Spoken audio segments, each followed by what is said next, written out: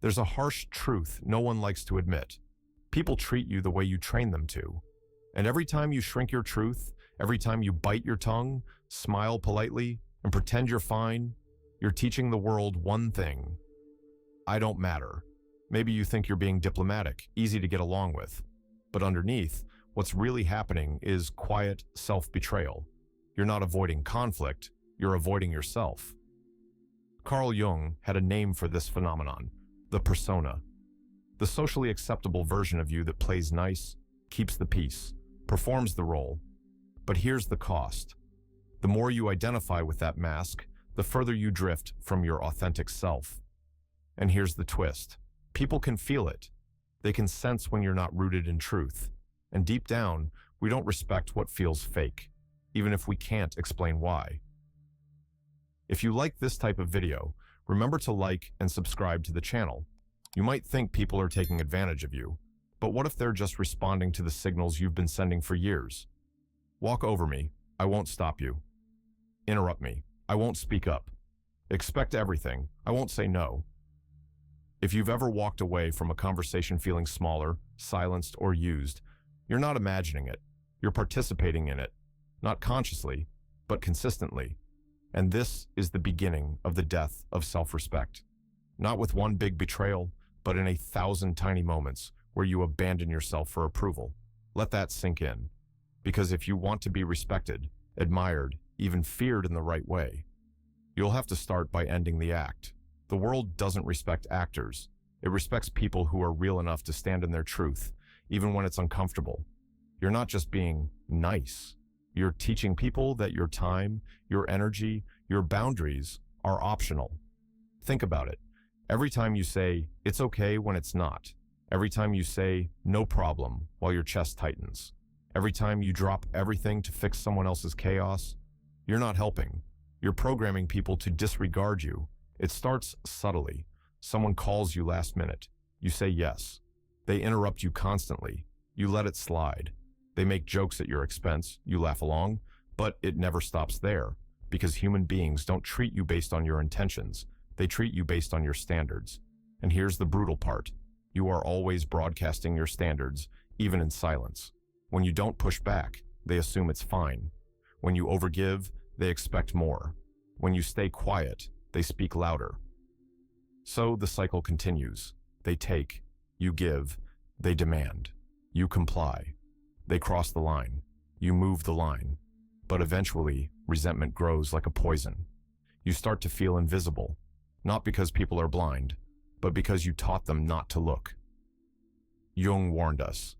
People will do anything, no matter how absurd, to avoid facing their own soul. But here's the twist.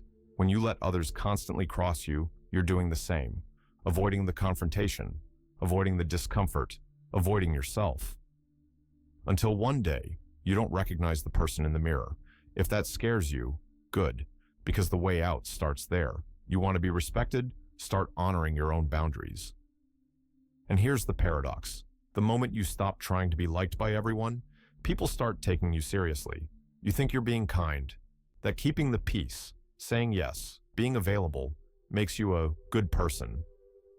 But what if I told you this is just a fantasy, a socially rewarded lie that's destroying you from the inside out?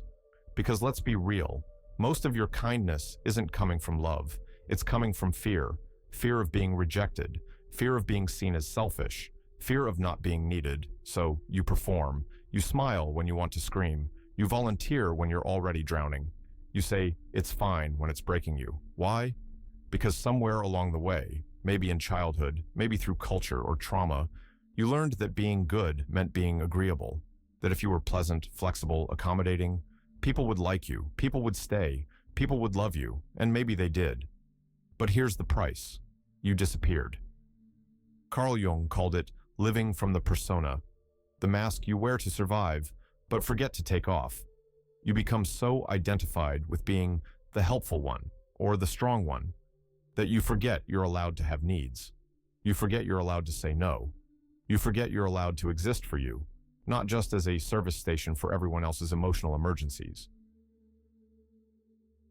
But here's the catch. People love this version of you. They love how reliable you are, how available, how predictable, because it benefits them. So when you try to change, when you start pulling back, setting boundaries, you'll feel guilt. Not because you're doing something wrong, but because you're breaking the script.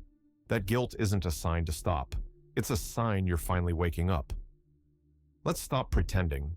You're not just tired, you're emotionally buried alive. By silence, by compliance, by years of being the nice one, while your real feelings rot in the basement. And down there, in that dark space you never visit, is something Carl Jung called the shadow. Everything you've repressed to keep your image clean.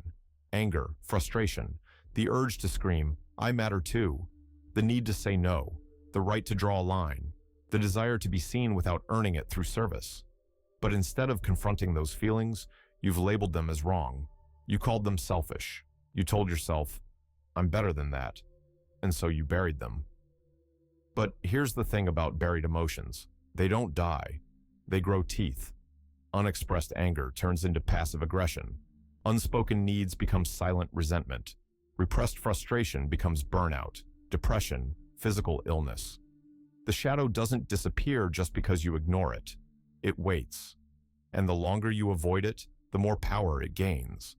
This is why people explode after years of being nice. Why someone who never complains suddenly ghosts everyone. Why your body breaks down when your soul's been screaming for years. Because you were never at peace. You were just quiet. And now that silence is costing you everything. Jung said, "Until you make the unconscious conscious, it will direct your life, and you will call it fate." So let me be blunt. Your constant people-pleasing isn't a virtue. It's a coping mechanism. It's how you avoid facing the real war, the one inside.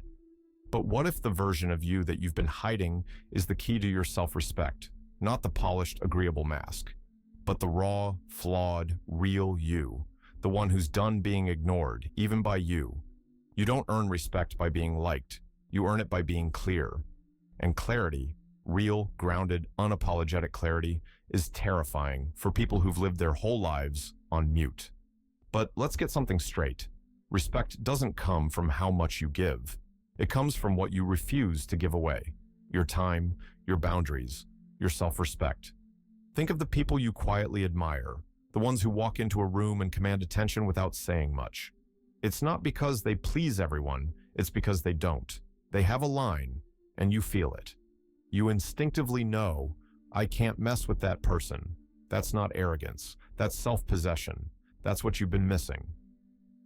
Because let's be honest, you've been asking for permission to exist, softening your words, over-explaining your nose, smiling while your chest burns, hoping people will notice your effort. They won't. You don't need louder words. You need a stronger spine. You need to stop performing and start holding your ground, silently, consistently. Carl Jung warned us, the persona will always seek harmony, even at the cost of truth. But the self, your real self, seeks wholeness. And wholeness demands confrontation. No, you don't have to yell. You don't have to argue. You don't even need to be rude. But you do need to stop abandoning yourself just to keep others comfortable. Because here's the paradox. The moment you stop negotiating your worth is the moment people start respecting it. Not everyone will like the new you. That's the point. You're not here to be liked by all. You're here to be respected by the right ones. There's a moment in every person's life, a quiet, decisive moment, where they finally say, "I'm done." Done apologizing for taking up space. Done performing for validation. Done living on the terms of other people's comfort. That's the day you stop existing as a version and start living as a whole. Carl Jung called this the path of individuation, the journey back to yourself. Not your mask, not your role, you. But let's be honest, that moment won't feel triumphant at first. It'll feel like loss, like guilt, like fear, like pulling the plug on a machine that's kept everyone else happy, but kept you empty. You'll set a boundary, and someone will push back. You'll say no, and feel the urge to justify it.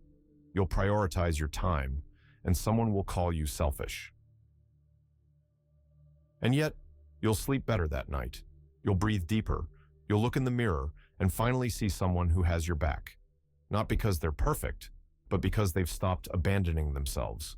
You'll lose people, yes, but the ones who stay will see the real you. And that's a connection worth building. The truth is, people don't need another version of nice. They need examples of what it looks like to be real, unapologetically, imperfectly, honestly real. And that starts with you. You don't need to burn bridges. You just need to stop walking across them when they lead nowhere. Respect begins the moment you do, not when others approve, but when you finally say, "This is who I am, and I'm not shrinking anymore." If you enjoyed the video, make sure to click the like and subscribe button.